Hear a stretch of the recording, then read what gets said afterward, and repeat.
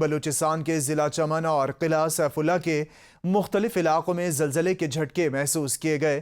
چمن میں گزشتہ شب آنے والے زلزلے کے باعث مکان منہدم ہونے سے 3 بچے جاں بحق ہو گئے۔ وزیر اعلیٰ نے زلزلے سے ہونے والے نقصانات پر رپورٹ طلب کر لی۔ ریکٹر سکیل پر زلزلے کی شدت 3.6 ریکارڈ کی گئی۔ زلزلے کے باعث جانی اور اس حوالے سے مکان بھی گر گئی ہے۔ نمائندہ ABN نیوز کوئٹہ سے اس وقت لائن پر ہمارے ساتھ موجود ہیں ہدایت الرحمان۔ جی ہدایت الرحمان، بتائیے گا نقصانات کے حوالے سے کیا اب تک سامنے آیا ہے؟ جی، بلوچستان کے سرحدی ضلع چمن کے نوائی علاقے بائی پاس روڈ کے قریب بلالزے محلہ سے متصل ایک شخص جانان کے گھر کا ایک کمرہ زلزلے کے باعث منہدم ہو گیا، جس کے نتیجے میں جانان کی 2 بیٹیاں پلوشہ اور آمنہ جبکہ ایک بیٹا سجاول خان جاں بحق ہو گئے، جن کی عمریں بالترتیب 12، 10 اور 8 سال تھی۔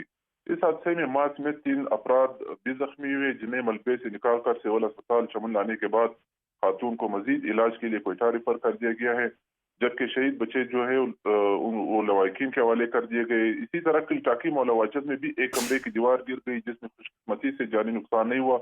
اسسٹنٹ کمشنر نوید عالم کے مطابق حالیہ بارشوں کے باعث کچا مکانات ہونے کی بنا پر ان کی حالت خستہ ہو چکی تھی، جس کی وجہ سے یہ ناخوشگوار واقعہ پیش آیا ہے۔ وزیر اعلیٰ بلوچستان نے چمن میں زلزلے کے باعث پیش آنے والے ناخوشگوار واقعے پر اظہار افسوس کرتے ہوئے ضلعی انتظامیہ کو ہدایت دی کہ وہ زخمیوں کو علاج معالجے کے لیے ہر ممکن مدد فراہم کرے اور پیش آنے والی نقصانات کی رپورٹ جلد از جلد انہیں پیش کی جائے۔